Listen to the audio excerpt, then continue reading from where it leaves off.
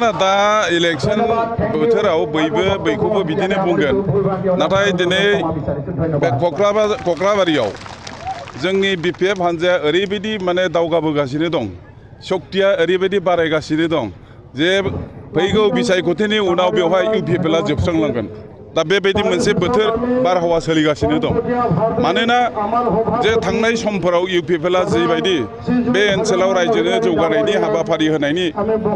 जौगानायनि थाखाय जाखिनि बिथांमोना बाथ्रा होदोंमोन खोथा होदोंमोन दा बिथांमोना जेबो जौगानाय हाबाफारि मावनो हायाखैखायनो दिनै रायजो राजाया बुजि मोननानै स्वतस्फुर्त भाबै माने गाव हारसिङैनो लैहोर लैहोर दिनै ओंखारबोदों दिनै रायजो राजाया बयबो नुदों नोंथांमोनाबो नुदों जे दिनै रायजो राजाया मानो ओंखारबोदों जे जोंनो जौगानाय नांगौ जोंनो डेभेलपमेन्ट नांगौ दिनै बे डेभेलपमेन्टआ दिनै लाथिख' जादों जिर' जादों जिहेतु खाम्फा बरगयारि बिथांनि देरहानाया बेसेबां रोखा होनना फोरमायो 100% जोंहा मैया जालांबाय दरं उदालगुरियाव बेवहायबो जोंनि बिजाथि दुर्गादास बर'आ देरहागोन आरो बे 1 नं क'क्राझार लकसभा समस्तियाव खाम्फा बरगयारि बिथाङा देरहानाया 100% खोन्दो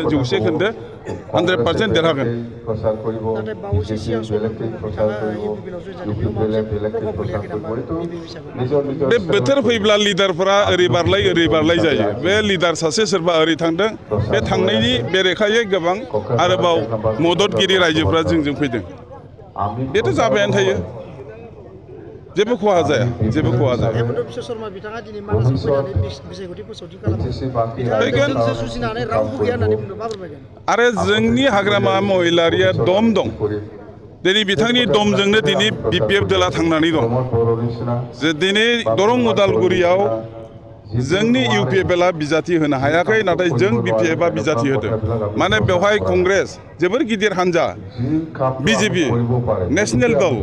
बेबायदिजों जुजिनानै दिनैहाय दुर्गादास बर'आ देरहालांगोन नोंथांमोना साननानै नाय हाग्रामा महिलारिनि दमा माबायदि दा दिनै कक्लाबारियावबो बेबायदिनो जोङो गोबां भट लानानै देरहागोन अनसायनाय मोनदों दिनै नुदोंना नोंथांमोना जेसेबां रायजो फैदों गावबागाव हारसिंनो फैदों गोसो जाना ओंखारफैदों लैहोर गतिके बे खोथाखौ नोंथांमोनाबो सोंनांगौ जे जाय बेरेखा हान्जा दा दिनै सरकाराव थानाय बिथांमोनखौ सों जे डेभेलपमेन्टआ मानो जिर' जादों नोंथांमोना लिरना लाबोनाय सक्तिनि एनेक्सारनि दफाफोरनि जौगानाय इउनिभार्सिटि बुं कलेज बुं बहाबा मेडिकेल कलेज बुं NIT बुं दाखालि बावै जितु 3 जानुवारि 2024 जि सावरायनाय बेनि माइनासखौ जों मोनदों दा बेयाव गासैबो मोनसेबो अनुस्थान जाया होननानै जोङो बेहाय नुदों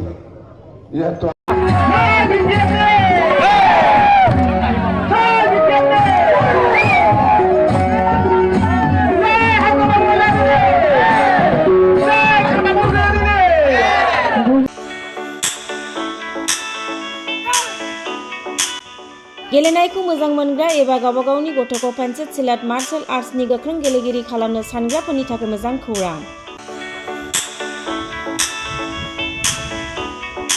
चिरां जिल्लानि सापागुरि पेन्सिल सिलाट मार्शल आर्ट्स एकाडेमियाव मुं थिसननाया सोलिगासिनो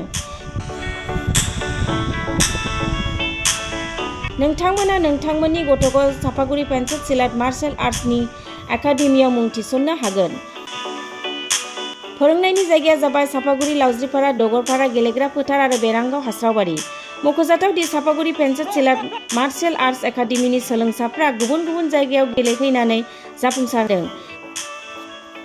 नोंथांमोनाबो नोंथांनि गथ'खौ सापागुरि पेन्सिल सिलाट मार्शल आर्ट्स एकाडेमियाव मुं थिसननानै पेन्सिल सिलाट मार्शल आर्ट्सनि आखा-फाखा गेलेगिरि खालामदो Sapaguri pencil सिलाट martial arts academy